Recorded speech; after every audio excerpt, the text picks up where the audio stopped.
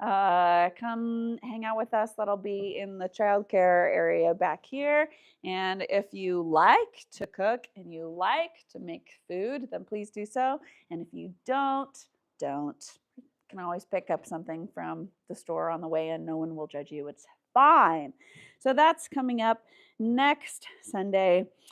If you are interested and haven't RSVP'd yet, the time is upcoming. Our church at the last weekend of June, every year, we go camping that Friday through Sunday.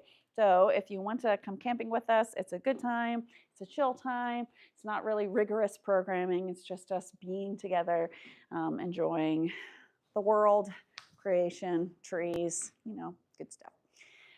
We have been in a series on Eastertide, on people's encounters with Jesus after he resurrected, after he rose from the grave. How did he meet people? How did he encounter people? What did that look like? And can we find ourselves in the midst of those stories? Can we identify with any of the people in those stories? And so today we are in a very famous story from the book of John specifically. So if you are on the Slack, you can read along there once I actually start reading the text. But if you're not, you can turn your Bibles to John chapter 20. John chapter 20, and then that will be verses 24 question mark, yep, 24 through 29. But before we get there, a little bit of background. So this is a story of Thomas, or as he's so often rather rudely known, doubting Thomas. Thomas shows up in two other places in scripture, and he's pretty cool. He's kind of baller. In one spot, Jesus is saying, I'm going to go a place where no one will be able to go. Only I can go there. And Thomas is like, give us the map. Give us the GPS. We'd love to go. What are you talking about? We're on top of this thing. And then later, when the disciples are trying to counsel Jesus, good luck, and tell him what to do, they're like, no, you can't go to this place. You'll surely be killed. Thomas is the one to be like, then we will die with him. Which again, love that energy for him. And it's kind of a bummer that he's not known for those stories. But he's known for this particular one, the doubting story. One other thing about Thomas, especially in the book of John, he's always called the twin, Didymus. Every single time he gets introduced, he's called the twin. Now, why might that be? The book of John specifically is written to more of a Greco-Roman audience, whereas Matthew is more written to the people in Israel and Palestine, governed by Rome at that time. And Mark is written to Romans. John is written in Turkey, where there's a lot of syncretism, a lot of that culture coming together. Why might every single time it says the twin? We don't know the twin. Who is this twin supposed to be? He's not brought in, or she isn't brought into the narrative. So why is it important to John? Some interpreters or analysts think that the idea is that Thomas is called the twin so that we have someone to mirror ourselves against, like we're Thomas's twin. But I have a different theory based on that Greco-Roman culture.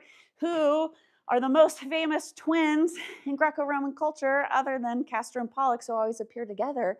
What twins appear separately? But Romulus and Remus. Could it be that John is winking at us something from that story through the appearance of Thomas? Because in that story, they're nursed by a wolf, right? They're abandoned, nursed by a wolf. We all know that part. But then they're rescued by a good shepherd, and they're raised by this good shepherd. And then when they come of age, what they do in the world is they realize their true lineage, and they help reinstate the king who ought to be, who has been deposed. And that's what they do. And then after that, they're the ones who are building this new community. They're trying to decide where to build the new society that will be Rome. But of course, they have a disagreement about where to do that.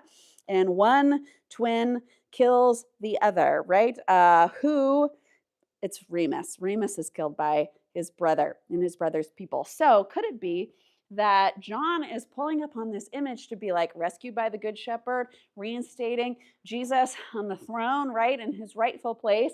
And yet, is Thomas going to be able to build a new community, or is he going to get murdered by his brother, by somebody from his in group, murdered by Rome? So if you're not sure about all of that, hold on to your hats. We haven't even read the text yet.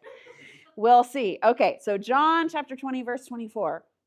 Thomas, however, one of the 12, the one called Didymus the twin, was not with them when Jesus came.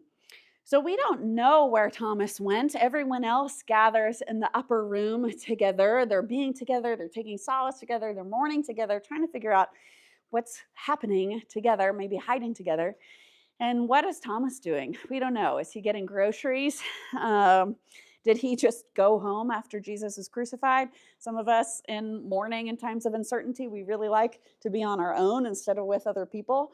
So maybe that would have been us. Maybe he didn't want to experience the grief of everybody else. Maybe he got into a fight. Maybe he was like, all of this turned out to be garbage. I'm out. We don't know exactly why Thomas wasn't there in the previous verses when Jesus showed up, but he's not. And how painful is that to be the one person? Everybody else is having this shared experience, and Thomas doesn't. Everybody else felt something, saw something, experienced something, has this part of their witness, part of their story, and Thomas missed out. He wasn't part of that. He missed the train. Maybe we can find ourselves in Thomas's experience there of feeling othered, of feeling on our own, of feeling like we haven't experienced what everybody else is talking about. Going on in the story, it says, therefore, the other disciples were saying to him, we have seen the Lord. But he said to them, if I do not see in his hands the mark of the nails, and put my finger in the mark of the nails, and put my hand into his side, I will not believe. So what's going on? Jesus, last week, he shows up to all the disciples. He shows them the marks that he has. And so Thomas says, I didn't see it, which is very individualist of him, right? In this communal culture, he's like, I'm not sure. And then there's also this implicit accusation in unless I touch it, right? The other disciples previously in John 20 don't touch it. So it's almost like he's saying, it could have been painted on. This could have been like the Sadducees sent someone who looked like Jesus, an imposter, to see if you were still going to make trouble or not. You don't actually know. But I'm not going to be the murdered one here, right? I'm not going to be gullible. I'm not going to fall prey to whatever is happening in the world, in my faith. You guys can do your own thing, but not me. He was believing that something about that skepticism, something about saying, you guys can all think that, but not me, was going to keep him safe, going to keep him feeling okay about himself, about what had just happened. That was the tool that he was using to make it through the trauma of his friend getting murdered. But let's also not miss the pain here that this probably caused. It's painful for Thomas that he wasn't there, yes, but it's also painful to his community, right? All of his friends are like, this just happened, dude. This is so cool. Can you imagine? And he's like, either you're all having a delusion together or you have all been taken captive by an imposter, right? I don't know what's going on, but you guys are either dumb or trying to manipulate me. That's painful. It's also pretty offensive to all these people over here, right? For someone to be like, there's something wrong with you, and that's fine. But no, I don't believe you. We were all there. We all saw it. No, I don't think so, right? So some of us might be able to find ourselves in that story as well, right? Whether we're with Thomas of everybody else seems to be experiencing something and I'm not. But some of us can also find ourselves on this side of we're trying to share something. Maybe it's faith related, maybe it's not faith related. It's just about something that was meaningful to us or something traumatic to us and we went through, and we're trying to share our story. We're trying to make that bid for connection, and whoever we're reaching out to and saying, come along with me in this journey of what is going on and what is happening, they roll their eyes or discount you or say, I don't know, and they're missing whatever it is that you're trying to communicate, right? That is also painful. So there's pain in this early church community. There's no unity right from the get-go, right? Sometimes when we think of the early church, we're like, oh yeah, everybody just on fire for Jesus, doing the things. But immediately from the very outset, there's pain, there's tension, there's division. So, what happens next? After 8 days, the disciples were again inside, and Thomas was with them. Jesus says, coming through the doors that had been shut. In the Greek, keeping that participle there, it's very immediate feeling. Jesus coming through the doors. So, we can notice Thomas has his doubt. He has this pain within himself. He has this pain that's happening within the community that he's saying no thank you to everything that they've experienced. And yet we can notice that that doesn't disqualify him from belonging in the community. So first off, he doesn't disqualify himself. He doesn't say, like, you all are on something. I don't know about any of this.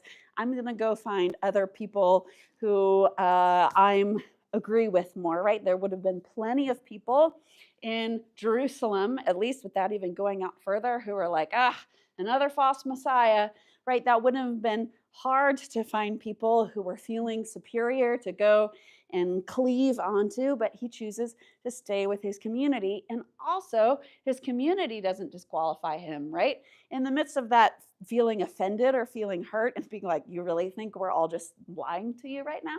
They could have said, okay, you go take some time on your own, maybe come back after you work through whatever is going on there.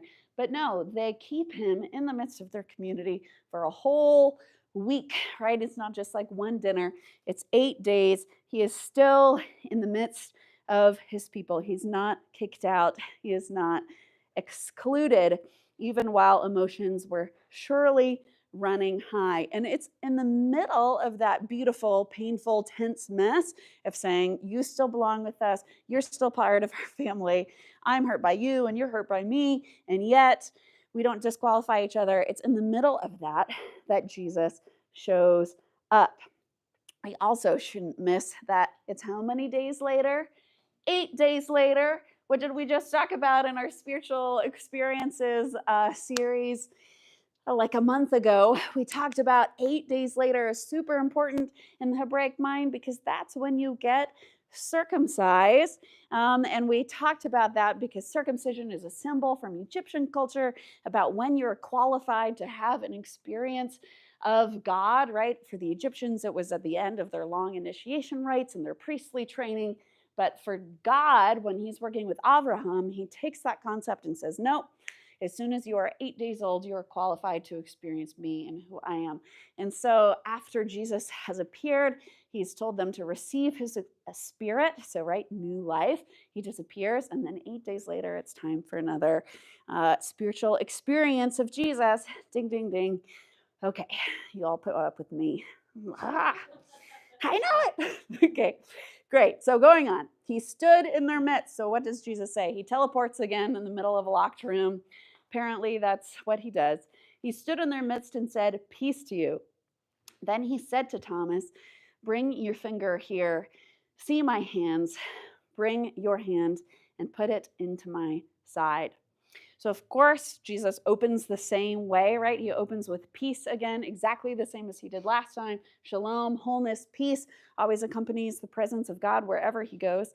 But we can note the generosity of the community here. Jesus appears and nobody's hand shoots into the air. And it's like, excuse me, Thomas is being a problem. Can you talk to him, please? Because the rest of us are done doing it. They feel like he's been missing it, right? That he's hurting them and hurting the mission by missing it, by refusing to believe. And yet when Jesus shows up, they don't say anything. It's like the room just kind of parts and there's Jesus on one side of the room and there's Thomas on the other and everybody just like makes a little way. Could we be people who, in our own self-righteousness and pompousness, feel like we have it figured out and those people over there don't have it figured out, instead of telling them that all the time or elevating ourselves over the person who we don't feel like has figured out, can we just get out of the way, for Jesus to do what Jesus does best, which is encounter that person without us like elbowing and posting about it on social media. Can we follow this model? But of course, we also have to notice Jesus's generosity with Thomas. He does the exact same thing that he did with the group before, right? There's no change to the script here from what he says from last time. He does not throw in like an extra explanation. This is like when a kid runs up to you and you give them an instruction and then they ask you a random question about owls and then you have to give them the instruction again because they just weren't listening. It's like if Moshe had missed the bush burning because he had a blister on his foot and just didn't notice. And so God had to light the bush on fire again. God is patient with us and is there giving the exact same thing to Thomas, which happens to be the exact thing that Thomas needed, right? It's exactly what Thomas said. I won't believe until this. In some of our imaginations of God, God would just pettily be like, well, then I'm not doing that, right? Like, you have to believe in me without that. But Jesus shows up anyway and invites him to do exactly what he said he needs in order to believe. And he knew that potentially because Thomas had been honest and didn't lie about his doubt. That's one of the courageous things about Thomas in the face of everybody being like, this just happened, and the tension of him being like, I don't know about that. He could have just said, yeah, sure, okay. But he was honest about what he needed and where he was at in his faith experience, and he said it out loud. And then Jesus came in and did exactly what he was looking for. There's also generosity to the rest of the community and Jesus doing the exact same thing again, right? It's kind of like a big I told you so, like we saw God show up and like do this thing, and someone says, I don't know, and then he shows up and does the exact same thing. You're like, see, I told you. So that is also fun. And what is the thing that he needs to see?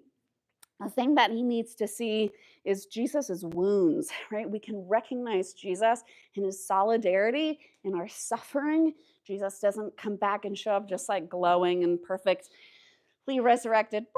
He shows up with his wounds, and it's that solidarity and suffering that helps the disciples know what did happen. Murder did happen, darkness did happen, and yet it wasn't the end of the story.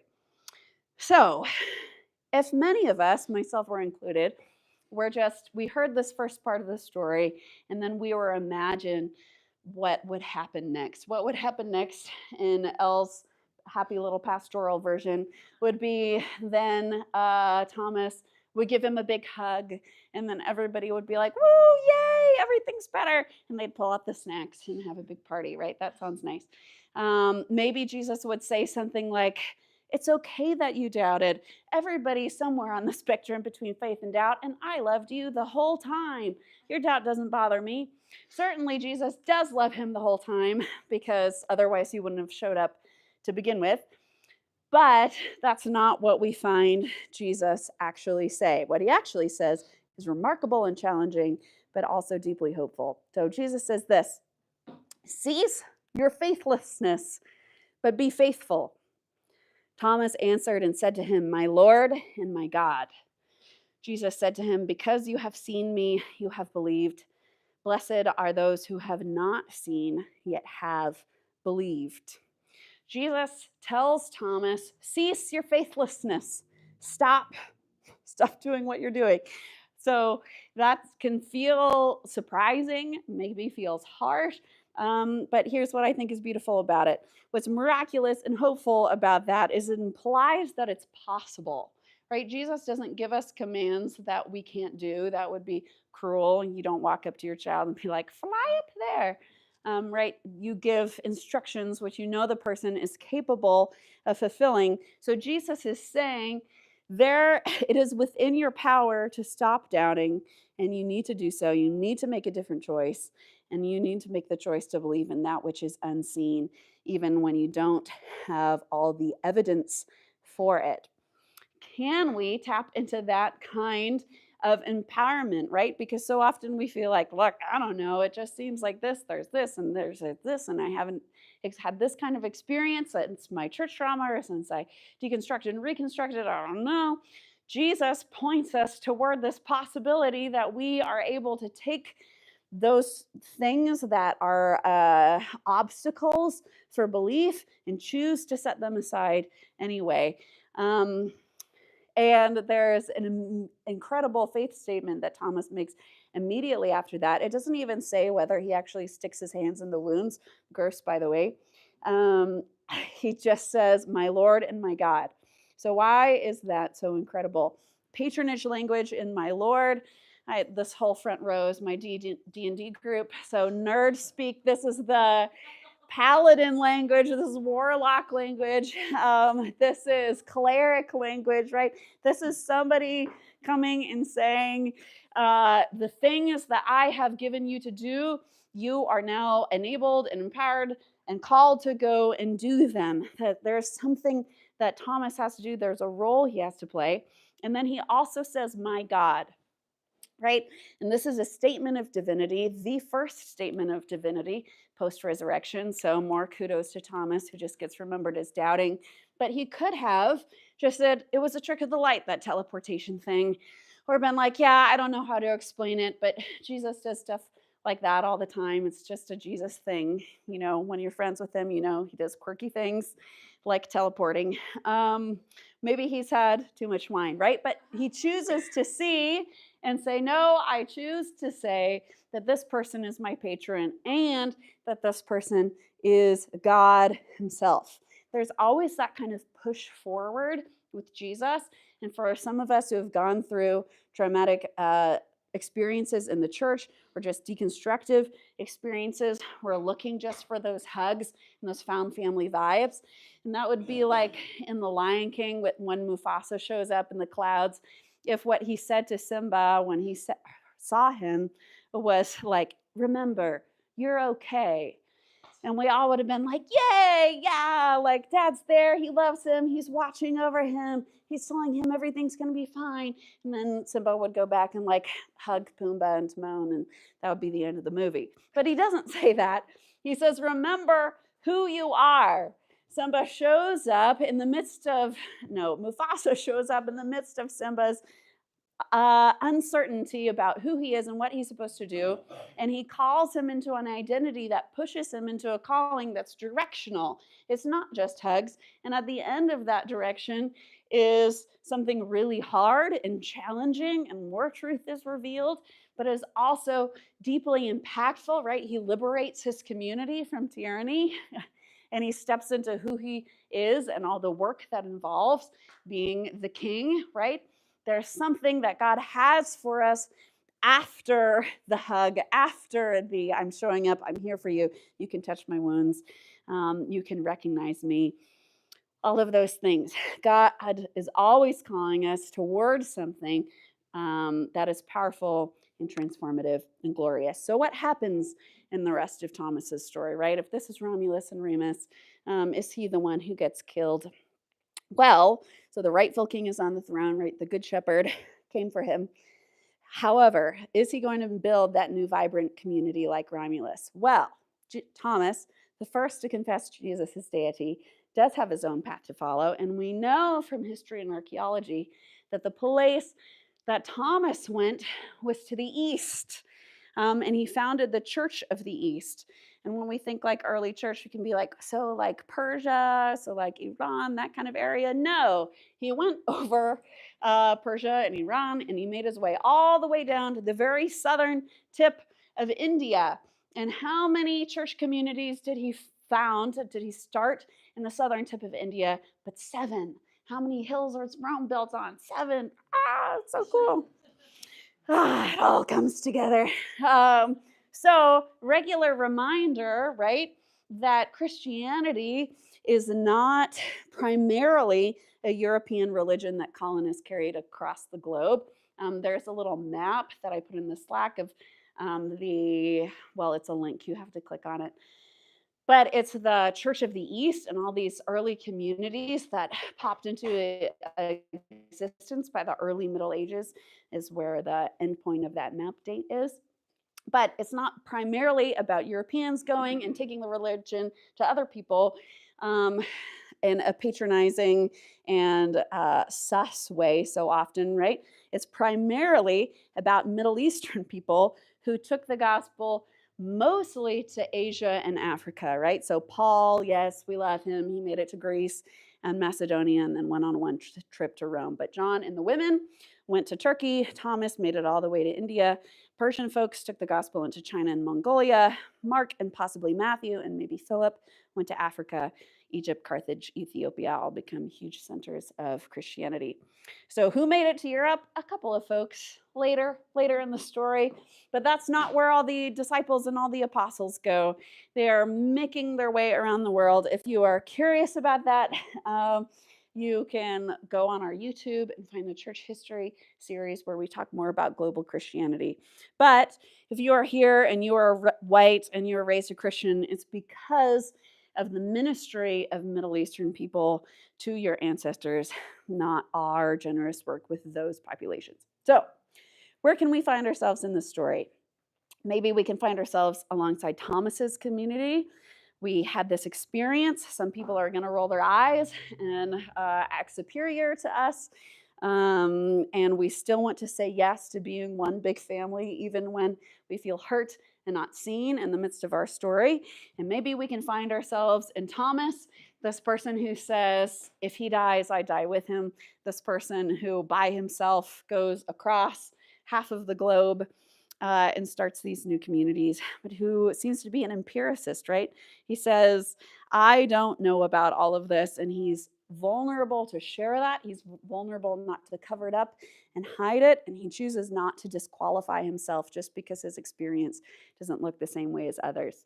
And then when Jesus shows up, can we, like Thomas, say yes to that experience and not put it on the shelf where we feel more safe and say, well, I'll look at it later?